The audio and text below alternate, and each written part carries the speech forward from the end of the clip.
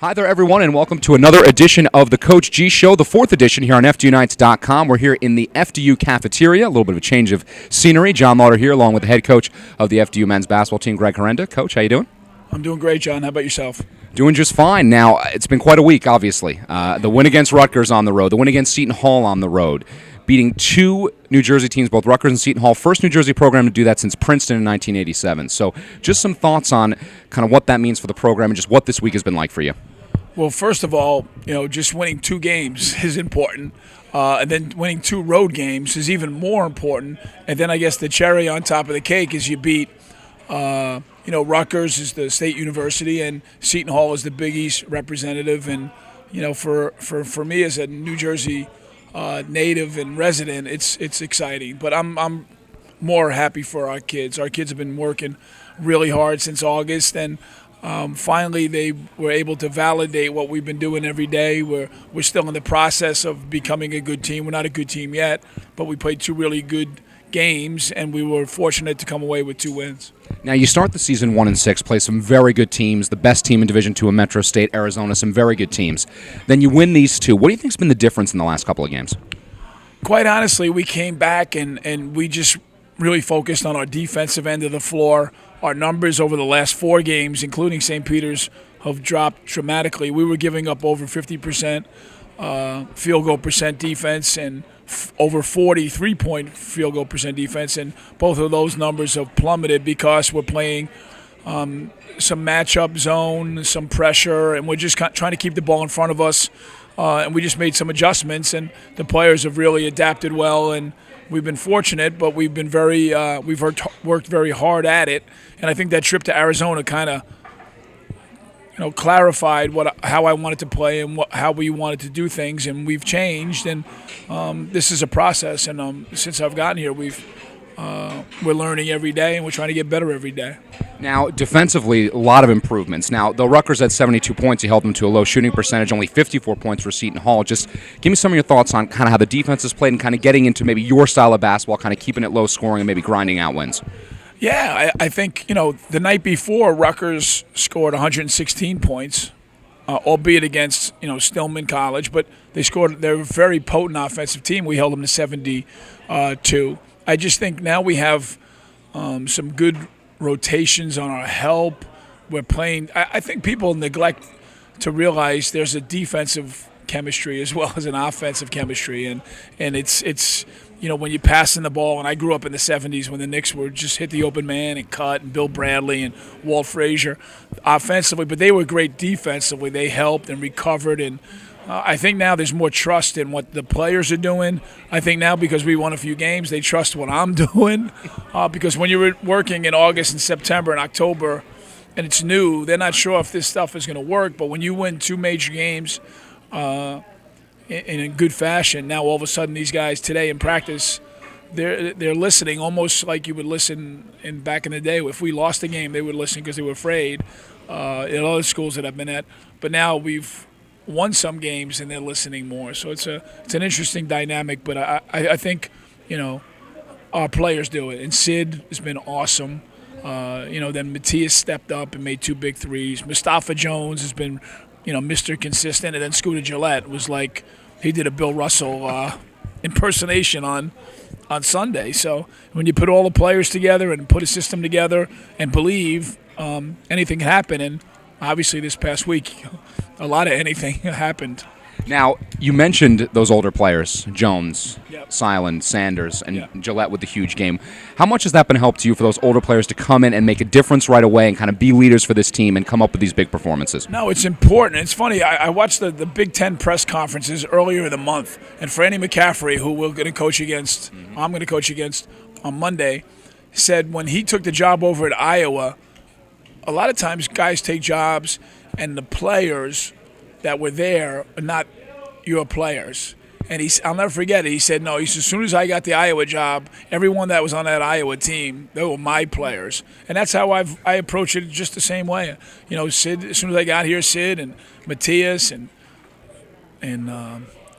Xavier, Miles, Kyle Pearson, those are my guys. So it wasn't like I got to – and then I think the new guys that we brought in are learning right from the get-go. They don't know any better, and so we got, like I've been saying forever, John, we have a hungry bunch of veterans and a really, really energetic bunch of young guys, and the synergy between those two is a lot of fun to coach. So 4 more out-of-conference games. You've got Stony Brook coming up tomorrow. You've got Columbia coming up a little bit later on, and in between that, you play against Iowa and also Princeton. How did these 2 wins, the previous 2 against Rutgers and Seton Hall, help you in those last 4 non-conference games? They don't.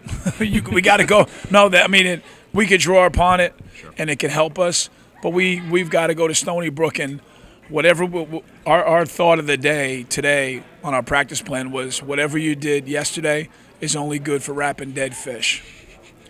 And Henry Aaron said that when I was a young boy. It was in the newspaper, and I cut it out. I'll never forget it. Meaning, you could have done great things in your life, but that because you did those doesn't mean you're going to do them the next day. So we have to learn from that and draw upon that, but we've got to go out and play. Stony Brook's a really good team. They just lost a game.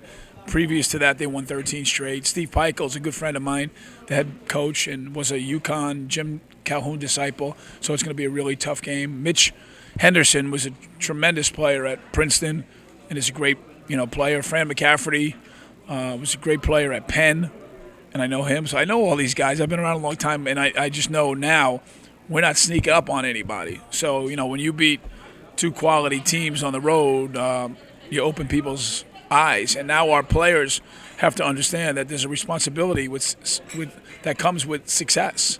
And we've had limited success, but with that success, you have to be ready for people's best shots. So the Stony Brook game, those games will kind of help us, but we got to go.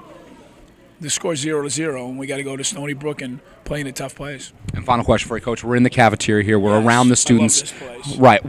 What's this last week been like in terms of student reaction, alumni, just everyone? What's the reaction been like on campus? We won the games on the road, and it was during the holidays. But since I'm back on campus, people just if we beat teams A and B and C, whatever, great job, Coach. But when you beat a Rutgers and a Seton Hall, that's what these guys and girls, see on television. So TV, and what's on the internet, and the technology right now is a little different. So these guys know that we beat 2 quality opponents, and people are excited. But I was in the cafeteria before our Caldwell game, telling people to come to our game. And tonight I was throwing out stress balls to these guys because it's exam week and coming up, and I just think. I love coming. I'm 52 years old, and when I come into a college cafeteria, I eat like a 12-year-old, and it just makes me feel young, and it makes me feel a part of the campus and the community, and I think that's important. And then now, if we have a game, they would have met me, and especially when they get T-shirts and balls, they just love getting things. But I just think come January and February, when our league games are really important, we're going to have some good support. We have a student practice coming up where we're going to have the students come to our practice so they can see how hard our guys work, and then we'll teach them how to cheer and what to do, and kind of have a bond between the student body and our team. So it's all good, and it's just great to be here tonight. I love this cafeteria, and we get fed well, so it's good. All right, Coach, thanks so much for the time. Good luck against Stony Brook. John, thank you very much. All right, so we'll take a quick break. When we come back, we'll speak with the 2 FDU Chicago-based freshmen, Malachi Nix and Scott Kingsley. The world has changed, and Fairleigh Dickinson University is doing something about it. The biggest thing FDU has to offer is their global education. Undergrad, master's, doctorate, whatever it is that you're looking for, they have so many different opportunities for so many different interests. We give opportunities for people to change the way they view themselves and their world. It's given me a chance to succeed. They've made my dream come true. I love it. I would choose no other place. So we are back here on the 4th episode of the Coach G Show, getting a chance for some player interviews this time with 2 of the freshmen, Malachi Nix and Scott Kingsley. Malachi, I'm going to start with you. 2 big wins here against Rutgers and Seton Hall. Just talk about what that was like going on the road in New Jersey and beating 2 kind of interstate rivals back-to-back. It was great. They both in New Jersey, and, we got to get those 2 wins, and we started a roll. We're on a 2-game winning streak, and we got another one coming up tomorrow, so try to keep it going. And Scott, Sydney Sanders, huge game. Scooter Gillette, huge game. Kind of the seniors stepping up. What's it been like for you and Malachi and some of the other younger players to kind of see what these seniors are doing, providing leadership and also their play on the court? I think it's great to have the seniors we have because they're very they're very like personal off the court. They get to know you and they help you out on the court. So they're really good leaders on and off the court. And it's just not even basketball. I need help just talking to them. They're always there. Now, Malachi, you're going to Iowa coming up this week. You got some big game against Stony Brook as well against Princeton. What do you think that the wins against Seton Hall and Rutgers can kind of do for you guys moving forward for the rest of this non-conference schedule? I think that can boost up our confidence, because those are two big schools and good teams. So, it shows that we can play with anybody. So I think that helps our confidence. So, yeah. Now, Scott, obviously I just spoke with Coach Herenda. He kind of talked about, what these 2 wins mean for the program. What have you seen out of Coach Herenda this last week or week and a half as you guys are getting these big wins, you're coming back to campus, people are talking about the program. What's Coach kind of been like this past week, and what are some of the things he's been telling you guys? Well, he definitely hasn't let up intensity-wise. I think, we realize how good we can be, and, it's still early in the season, so we can get that much better. And he's just trying to get the best out of us for postseason play.